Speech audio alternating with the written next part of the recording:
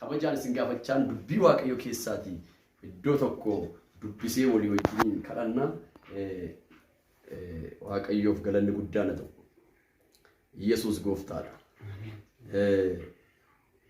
Zakkaariyaas boqonnaa 4 kutaa beekamaa dubbiseen wajjin kadhanna lakkoofsa 7 kaase. Yaa tulluumna qabeessa nanaa ati maali? Ati Zerubaabel duratti lafa wal qixxee hin taatu. Yemmuu inni dhagaa isa ittiin ijaaranii xumuran lafarraa ol fuudhuu attam gaariidha jedhanii namoonni hin iyyu.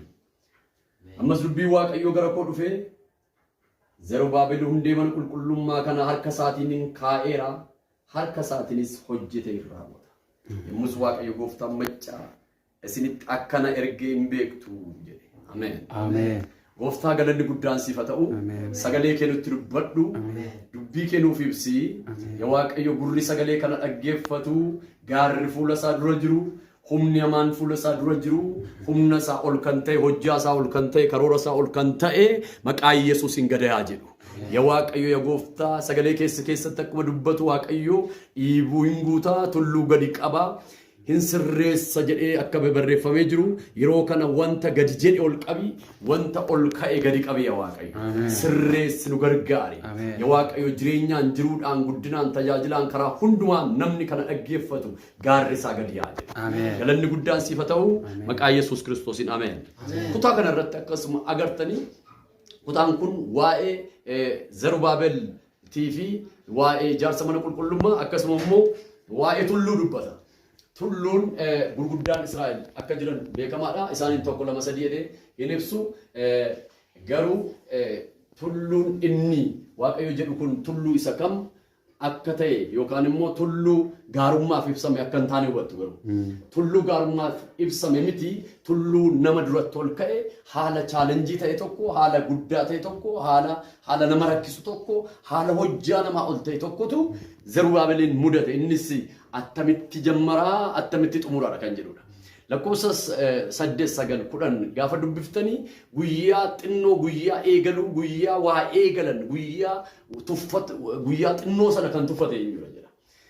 Eenyutu tuffate jedheeti sagalee waaqayyoo karaa ergamaa isaatti dhufee dubbata. Guyyaan xinnoon hin tuffatama, guyyaa waa eegaluu hin tuffatama, guyyaa waa jalqaban hin tuffatama. Dhuguma ta'a jedhamee yaadama. Kanaafiti yaa tulluu humna qabeessa nana Zerubaabel duratti lafa wal qixxee taata. Hin sirratta jedhee dubbata. Haalelooyaa. Lafa wal qixxee taata eegga jedhee booddee kan inni jedhee gaafa Zerubaabel fixu jedhee gara fuulduraatti dubbata. Gaafa inni fixu mana kana ijaaree gaafa inni fixu manni jalqabame kun gaafa xumuramu raa'iin jalqabame kun gaafa xumuramu inni waaqayyo dubbate kun gaafa xumuramu inni har'a akka mul'ataatti jalqabame kun gaafa xumuramu jedhee gaafa sana dhagaan isheedhuma blookeetiin isheedhuma yookaan immoo ijaarsi isheedhuma finishing isa jedhan sana gaafa irra kaa'amu gaafa sana namoonni warri gaafa tuffatanii namoonni gaafa hin ta'u jedhan suni akkana jedhu jechuu jalqabu jedhe attam gaariidha attam miidhaga hin xumurame kunoo jedhaniiti afaan isaaniin dubbatu jedha. Waaqayyo gooftaani afaan isaanii jijjiira jedha. Ameen. Haalelooyaa. Akkuma isin beektanii hojii ergamootaa gara boqonnaa 27-28 gara dhumaarratti gara jalqabaarratti gaafa ilaaltan bomboleetti yookaan immoo deemsa Phaawulos gara Roomeetti agartu. Gaafa sana inni Roomeetti deemuudhaaf akka malee namoonni isaa wajjin turanii akka qilleensi sirrii hin taane waaqayyoo chaalenjiin akka jiru rakkinni akka jiru Phaawulotti mul'isee ture. Hin deemnu jedhe Phaawulos.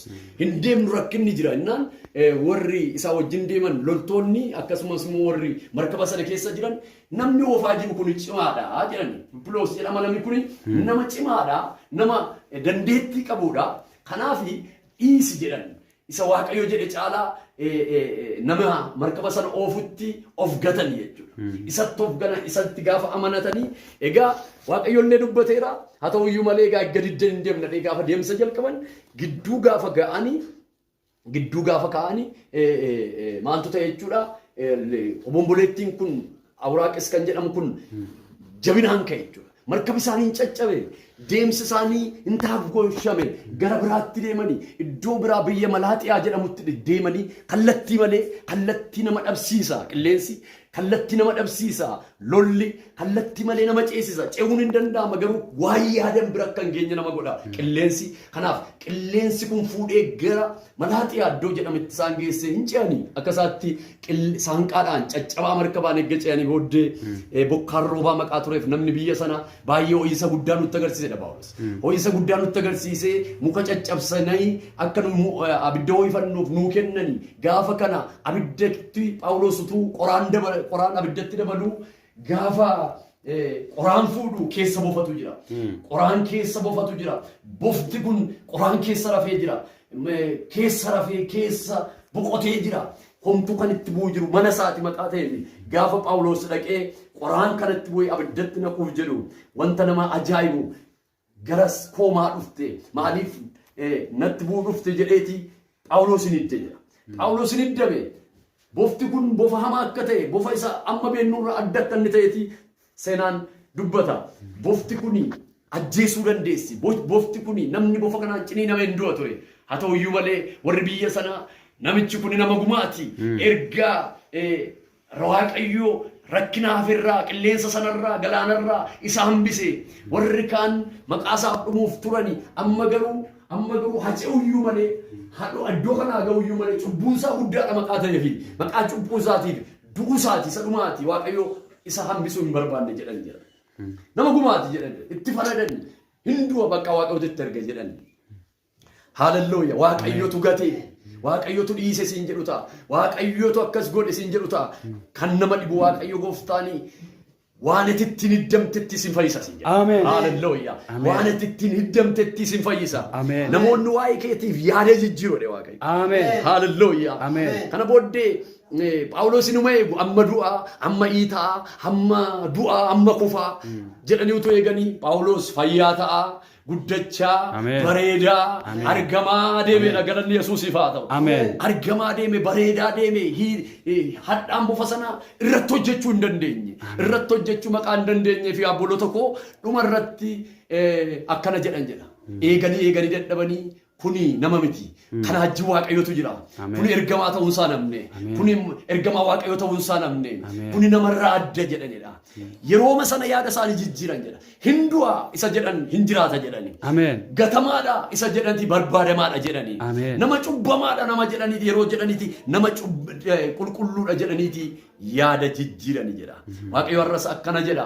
yaada isaanii jijjiiru jedha yoo hin ta'u waan gootatu jissa innati jalqabde sirrii miti innati jalqabde dhannaa mi'aadhaanis sirrii miti hin danda'amu nuu jedhan gaafa dhume garuu isaanumatu waaqayyoon galateeffate isaanumatu waaqayyoon jalqabe waaqayyoon xumure jedhama har'a ergaan konni gabaabaan waaqayyo karaa keen jalqaba dhagaa simatu ka'a dhagaa xumuraa sumatu ka'a dhagaa bu'uuraa sumatu ka'a dhagaa xumuraa sumatu ka'a utuu hin raawwatamin hin duutu isa jedhame hin agarta waaqayyo hin raawwata waaqayyo hin godha waaqayyo harka jira jalqabdeetta hin xumurta amantiidhaan itti deemi maqaa Yesuusiin bofti sin ajjeesu jechi namootaa sin ajjeesu haalli baraa sin ajjeesu hinuma ceetaa shaaloom nagaan siif haa ta'u